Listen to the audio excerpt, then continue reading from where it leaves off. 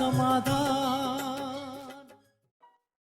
नमस्कार, आदाब, सत श्री अकाल। समाधान कार्यक्रम में एक बार पुनः आप सभी का स्वागत है। मित्रों, यदि संसार के समस्त लोगों को एक राउंड टेबल में बिठा दिया जाए और सबसे कहा जाए कि सब अपनी अपनी समस्याओं को टेबल पर रख दें और उसके पश्चात ये कहा जाए कि आप किसी की भी समस्या को ले सकते हैं और अपनी समस्या को दूसरे के लिए छोड़ सकते हैं, तो आप पाएंगे कि एक गहरे सन्नाटे के बाद हर एक अपनी अपनी समस्या लेकर वापस उठ जाएगा, क्योंकि सभी के पास कोई ना कोई समस्या है और हमारे पास जो समस्या है उससे कहीं विकराल समस्या सामने वाले व्यक्ति के पास है। लेकिन हम ये सोचते हैं कि शायद मैं ही परेशानियों से जूझ रहा हूँ, मैं ही समस्याओं से जूझ रहा हूँ, इसलिए हम कहीं ज़्यादा परेशान हो जाते हैं। इसीलिए किसी कवि ने बहुत सुंदर गीत लिखा है कि दुनिया में कितना गम है, मेरा गम कितना कम है, औरों का गम देखा तो मैं अपना गम भूल गया।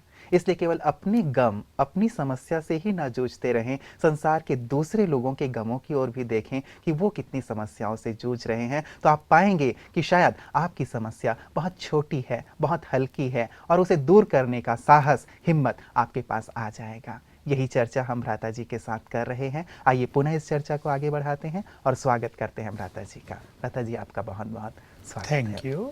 भ्राता जी, ये जो एक दृष्टिकोण है कि किस प्रकार से हम दूसरे की भी समस्या को देख करके मदद करें या समाधान करें, तो कई बार ये होता है कि हम अपने में ही उलझे रहते हैं, तो ऐसा लगता है कि बहुत भारी पहाड़ मुझ पे टूट पड़ा है। क्या हमें ऐसा भी नहीं करना चाहिए कि दूसरे जो समस्याओं से जूझ रहे हैं उनकी भी मदद करनी चाहिए, ताकि वो समस्याओं से मुक्त हो तो उसका बल मुझे भी थोड़ा मिले? बिल्कुल सत्य है कि यदि मनुष्य इस तरह के परोपकार में लग जाए तो वो अपनी समस्याओं को तो भूल ही जाएगा, और जब वो भूल जाएगा तो उसकी समस्याएं भी उसे भूल जाएंगे। बिल्कुल। एक बहुत अच्छा स्पिरिचुअल सिद्धांत है, उसको हम अप्लाई करेंगे।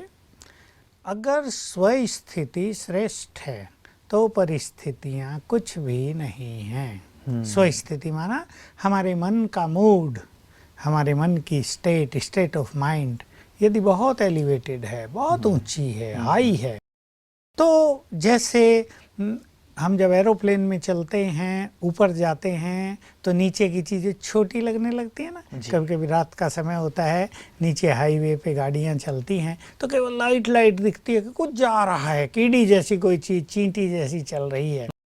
तो हम अपने मानसिक लेवल को इतना ऊंचा उठा दें कि हर बात हमें छोटी लगने लगे जी। तो वास्तव में कोई परिस्थिति हमारे पास रहेगी ही नहीं। भ्राता जी, आपने जो कहा बहुत सुंदर बात है। यदि व्यक्ति अपने दृष्टिकोण को बहुत ऊंचा कर ले, महान कर ले, हर एक चीज़ के लिए बहुत पॉजिटिव रवैया अपनाए, तो सचमुच समस्याएं बहुत छोटी छोटी लगेंगी और जो चीज़ छोटी होती है वो खेल की तरह हो जाती है। एक छोटी सी चींटी को नष्ट करना किसी हाथी के लिए बहुत सामान्य सी बात है, तो वैसी हमारी भी स्थिति बहुत श्रेष्ठ हो जाएगी, तो समस्याएं चींटी बन करके समाप्त हो जाएंगी। हम सभी को यही मान लेना चाहिए और जान लेना चाहिए कि हम बहुत बड़े हैं। हमारी मनोस्थिति का महत्व तो बहुत बड़ा है, उसकी शक्तियाँ, उसका प्रभाव बहुत बड़ा है, उसके वाइब्रेशंस बहुत पावरफुल हैं और ये परिस्थितियाँ बहुत छोटी हैं। परिस्थितियाँ कमजोर मन की रचना है और स्वस्थिति एक पावरफुल माइंड की रचना है। तो कमजोर मन की रचना तो कमजोर ही होती है ना।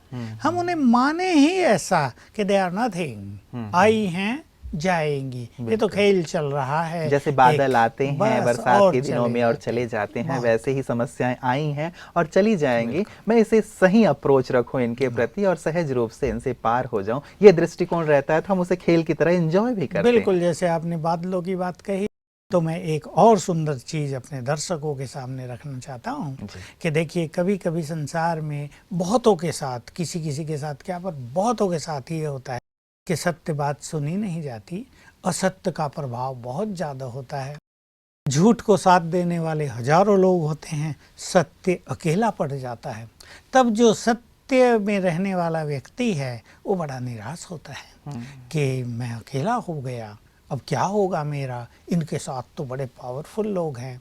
लेकिन एक बहुत अच्छा स्पिरिचुअल सिद्धांत, मैं बीच बीच में ये जो स्पिरिचुअल सिद्धांत है उनकी चर्चा अवश्य करूँगा, ताकि एक सत्य ज्ञान का प्रकाश सभी तक पहुँचता रहे। और वो सिद्धांत ये है कि सत्य के सूर्य को असत्य के काले बादल ढक नहीं सकते।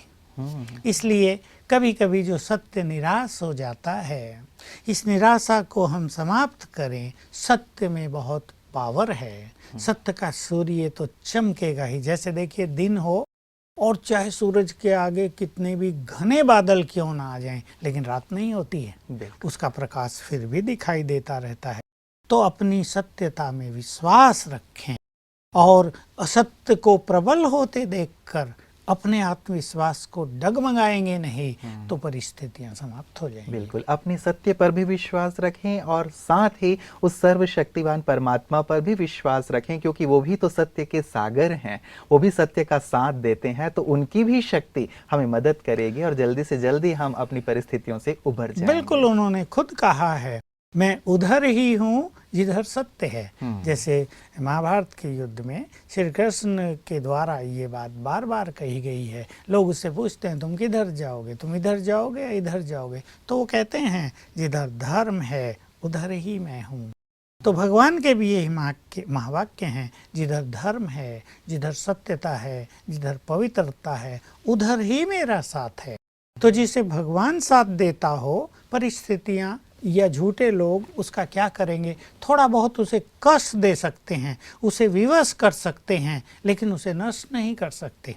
इसलिए असत्यता का प्रभाव सत्य को विवश भले ही कर दे कुछ समय के लिए, छुपा भले ही दे कुछ समय के लिए, लेकिन उसे नष्ट नहीं कर सकता। बिल्कुल, तो इस सत्य पर विश्वास अवश्य रखें, परमात्मा की शक्ति पर, स्वयं की शक्ति पर विश्वास रखें। लेकिन जो प्रश्न आज भी हमारे पास आए हैं भ्राता जी, वो इसी प्रकार के हैं, जो कहीं ना कहीं थोड़ा मन में अपने कह लें कि निराशा के भाव या कह लें कि थोड़ा सा दुख के भाव लिए हुए हैं। और आपने जैसे कहा कि थोड़ा विश्वास को अपने कायम रखें अपने अंदर, तो निश्चित रूप से मुक्त हो जाएंगे। तो भ्राता जी, मैं पहला प्रश्न ले रहा हूँ, ये हमारे पास आया है हिमाचल प्रदेश से और कैलाश पंत जी लिख रहे हैं कि मेरे भाई ने बिजनेस में मुझे धोखा दिया और मेरे लिए काफ़ी उल्टा सीधा प्रचारित भी किया।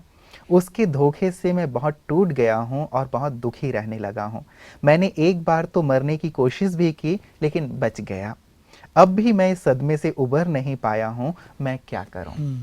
जब अपना कोई भ्राता जी इस प्रकार धोखा दे जाता है जिस पे हमने बहुत विश्वास किया है, तो सचमुच एक टूटने की स्थिति तो आ जाती है। इन्होंने उसको साथ भी बहुत दिया होगा, सहयोग भी बहुत दिया और होगा, अपनी पूरी एनर्जी भी लगाई ना उन्होंने। और ऐसे व्यक्ति से जब धोखा मिलता है तो निश्चित रूप से मनुष्य टूटता है और वो मरने की सोचता है। लेकिन मैंने कहूँगा कि जीवन बहुत मूल्यवान है।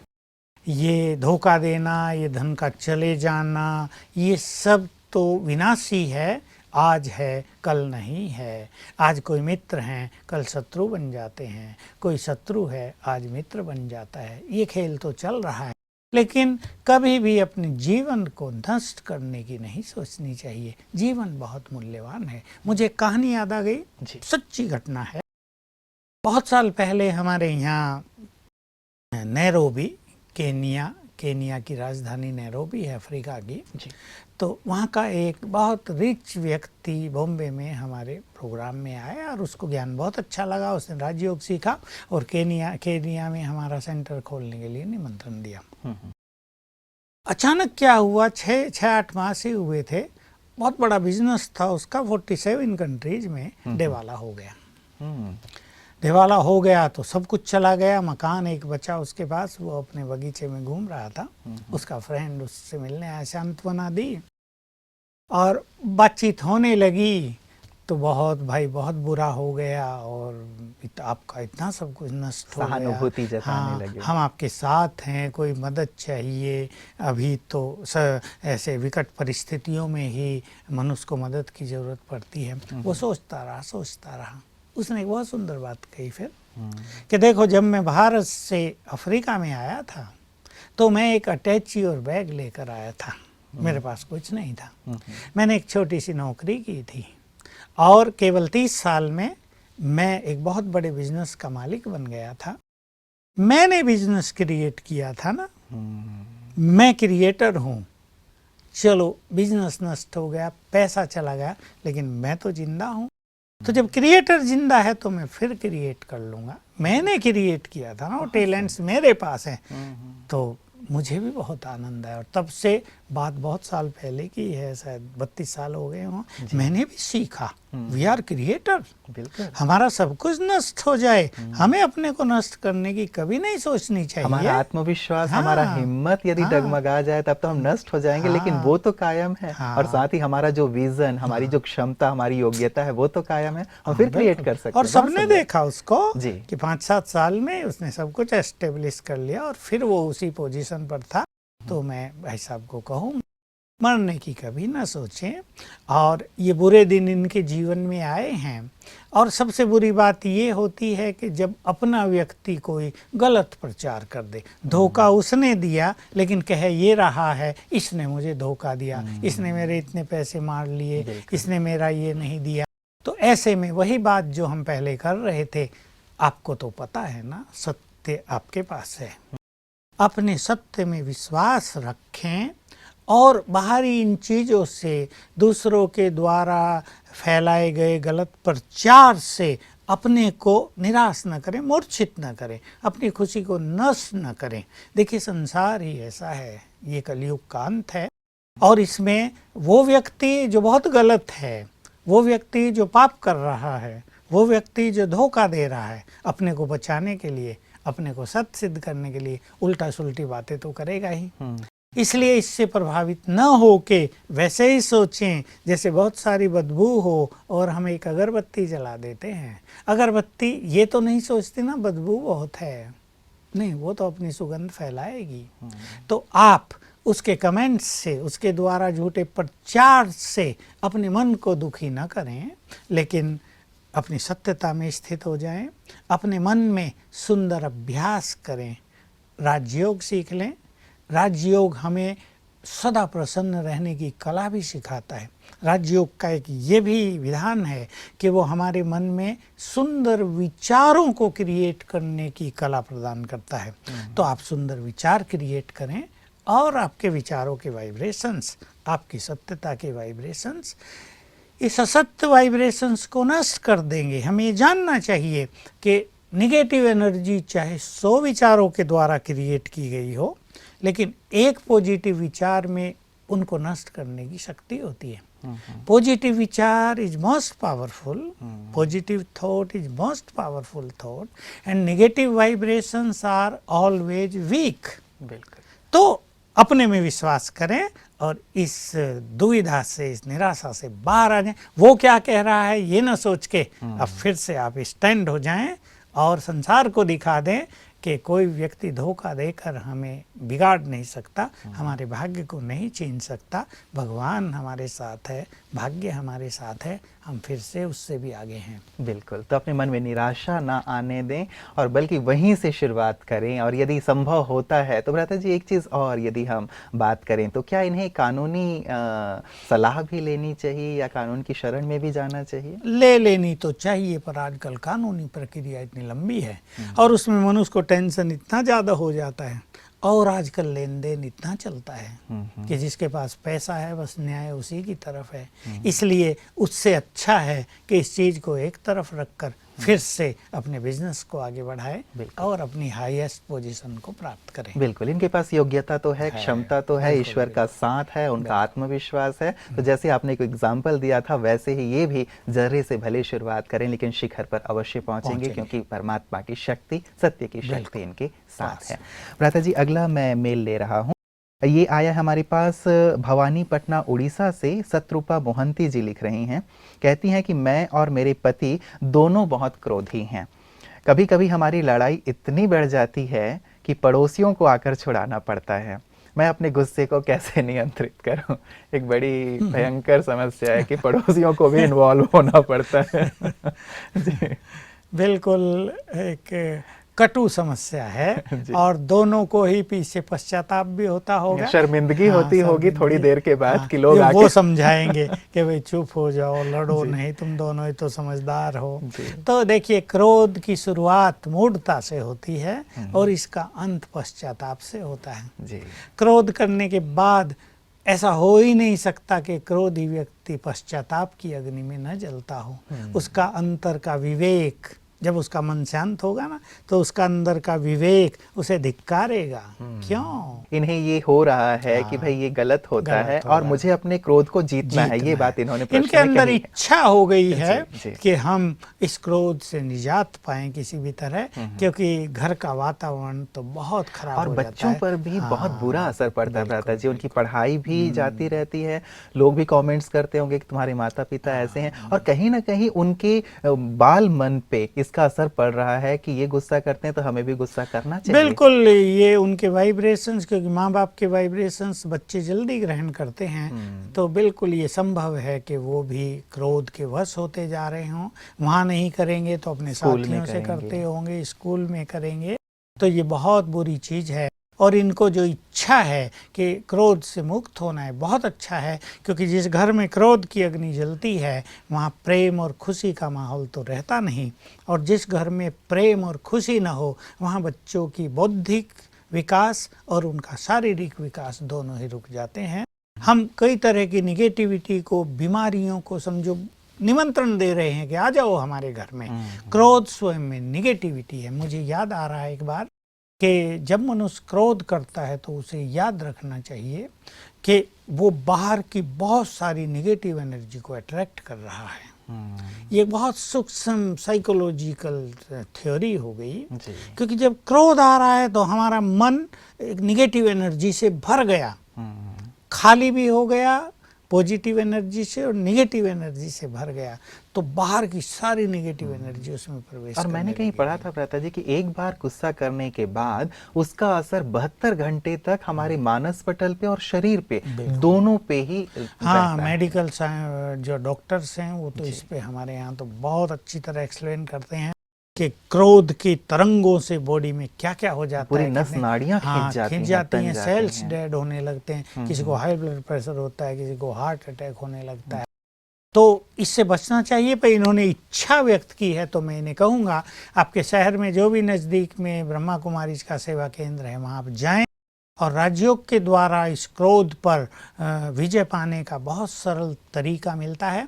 मैं अपनी बड़ी बड़ी सभाओं में होता हूँ, जब मैं हाथ उठवाता हूँ, अगर 500 लोग बैठे हैं कि किस किस ने अपने क्रोध को बहुत जीत लिया है, तो मुझे गर्व होता है कि 40% लोग हाथ उठाते हैं कि हमने अपने क्रोध को बहुत जीत लिया है। फिर मैं पूछता हूँ 50% जिसने जीत लिया हो वो हाथ उठाओ, तो लगभग सब उठाते हैं। कोई थोड़े से बचते हैं 10-20 जो कहते हैं अभी हमें बहुत गुस्सा आता है। तो देखिए, राजयोग और स्पिरिचुअल नॉलेज क्रोध को समाप्त कर देती है। फिर भी जब तक ये वहाँ जाएं, मैं इन्हें एक सुंदर सी प्रैक्टिस सिखा देता हूँ। सवेरे उठ के दोनों ही बिल्कुल सवेरे थोड़ा जल्दी उठें, प्रकृति के शांत वातावरण का इफ़ेक्ट अपने ब्रेन पर आने दें, थोड़ा खुली हवा में आ जाएं, छत पे जाएं। केवल बंद कमरे में अंदर रहना वो बहुत अच्छा नहीं है, हेल्थ के लिए भी, ब्रेन के विकास के लिए भी। तो थोड़ा बाहर जाएं और इस तरह विचार करें, ये जीवन कितना सुंदर है, भगवान ने ये कितना सुंदर संसार रचाया है। हम क्यों छोटी छोटी बातों में उलझ कर इसकी सुंदरता को नष्ट कर देते हैं। नहीं, हमें बहुत अच्छा इंसान बनना है। हम तो भगवान के बच्चे हैं, वो तो शांति का सागर है। मुझे भी शांत हो जाना है, तो 7 बार रोज संकल्प करें, मैं भगवान की संतान हूँ, मेरा चित्त शांत हो गया है। मैं भगवान की संतान हूँ, मेरा चित्त शांत है, मेरा चित्त शांत है। तो अगर 7 बार रोज ऐसे करेंगे तो सबकॉन्शियस माइंड इसे रिसीव करेगा और वो चित्त को शांत करेगा। चित्त बिल्कुल शांत हो जाएगा और क्रोध की अग्नि थोड़े दिन में बुझ जाएगी। बिल्कुल, तो बहुत सुंदर युक्ति आपने बताई भ्राता जी। सुबह उठ करके अभ्यास करें, और यदि आसपास सेवा केंद्र है ब्रह्मा कुमारी का तो वहां जाकर के योग का अभ्यास करें, तो निश्चित रूप से इस पे संपूर्ण विजय प्राप्त हो जाएगी, और पड़ोसियों को जो तकलीफ हो रही है वो तकलीफ समाप्त हो जाएगी। वो इनके लिए अपना समय देते हैं। लेकिन साथ में मैं एक चीज़ और कहूँगा, क्रोध को जीतने के लिए एक चीज पे ध्यान देना चाहिए। क्रोध का जन्म होता है कामना से। मनुष्य एक दूसरे से कुछ एक्सपेक्ट करता है, भाई ये व्यक्ति मेरे सामने झूठ न बोले, ये व्यक्ति अपने काम परफेक्टली पूर्ण करे, ये व्यक्ति टाइम पर आए, ये व्यक्ति बहुत बुद्धिमान हो, ये मैंने बार बार इसको समझाया, अब ये गलती न करे, ऐसी कामनाएं मनुष्य के मन में और रहती ये है। कामना तब बहुत बढ़ जाती है जब आपस में दो संबंधी होते हैं। बिल्कुल, संबंधों में कामना सबसे ज्यादा। अपनों से कामना ज्यादा जी, रहे तो जी। कामना रखना तो अच्छा है, लेकिन दूसरे के विवेक को, उसकी सिचुएशंस को भी तो हमें समझना होगा। और ये जरूरी नहीं कि दूसरा व्यक्ति हमारी कामनाओं पे हमेशा खराई उतरे, तो अपनी कामनाओं को भी थोड़ा सा डाउन करें, थोड़ा सा धैर्य चित्त हों, और ये याद रखेंगे धैर्य से क्रोध को जीता जा सकता है। बिल्कुल। तो बहुत जल्दी इन्हें सफलता होगी, और मुझे पूर्ण विश्वास है कि कुछ ही दिनों में इनके घरों में खुशहाली आ जाएगी। बिल्कुल। तो एक कामनाओं को थोड़ा सा नीचे करें, और साथ ही विशेष करके जो आपने सुबह का अभ्यास बताया वो करें। अभ्यास प्रारंभ करें। और ये चीज़ भी जरूर ध्यान रखें कि यदि सामने वाला क्रोध कर रहा है तो मैं थोड़ी शांति बनाए रखूं, मैं धैर्यता बनाए रखूं, मैं सहनशील हूं। वैसे भी नारी को सहनशीलता का अवतार कहा जाता है। तो यदि ये सहनशीलता को, धैर्यता को बनाए रखती हैं तो मुझे लगता है कि ये आग और ज्यादा नहीं भड़केगी, बल्कि शांति में तब्दील हो बिल्कुल, जाएगी। इनको 2-4 बार दिन में ये सोच ही लेना चाहिए, जी। मैं सहनशीलता की देवी हूँ, मेरे पास सहन करने की शक्ति है। जी। तो इनका पति जब इनको ज्यादा कुछ बोलेगा तो कुछ तो धैर्य इनमें आ जाएगा, और कुछ देर तक तो कम से कम क्रोध को ये अवॉइड कर सकेंगे। विचारों का वैसे भी प्रभाव तो होता ही है। बिल्कुल। और एक और चीज होती है मनुष्य में तुरंत रिएक्ट करने की आदत। जी। थोड़ा भी अगर मनुष्य समझदार है तो वो जरा तुरंत रिएक्ट ना करे, थोड़ा धैर्य चित्त हो तो समस्या समाप्त।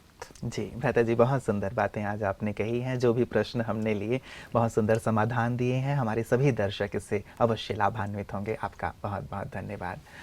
मित्रों, चर्चा हो रही है समस्याओं की और उसके समाधान की। आपके विभिन्न प्रकार की समस्याएं मेल के द्वारा, पत्रों के द्वारा हम तक पहुंच रहे हैं। आप अपनी समस्याएं हम तक पहुंचा सकते हैं। ऐसी समस्याएं जो आपको परेशान कर रही हैं, ऐसी समस्याएं जिनसे आप दुखित हैं, जिनसे आप पीड़ित हैं। हम नहीं चाहते कि आपके जीवन में कोई दुख हो, कोई अशांति हो, कोई पीड़ा हो। आप इन सब से मुक्त होकर के जीवन का संपूर्ण आनंद उठाएं। यही समाधान का लक्ष्य है। इसलिए आप अपने प्रश्नों को हम तक अवश्य भेजें। हम हमेशा आपके प्रश्नों का स्वागत करते हैं और अपने कार्यक्रम में उन्हें शामिल भी करेंगे। आज के लिए अपने मित्र को यहीं इजाजत दीजिए। नमस्कार। धैर्य और दृढ़ मनोबल से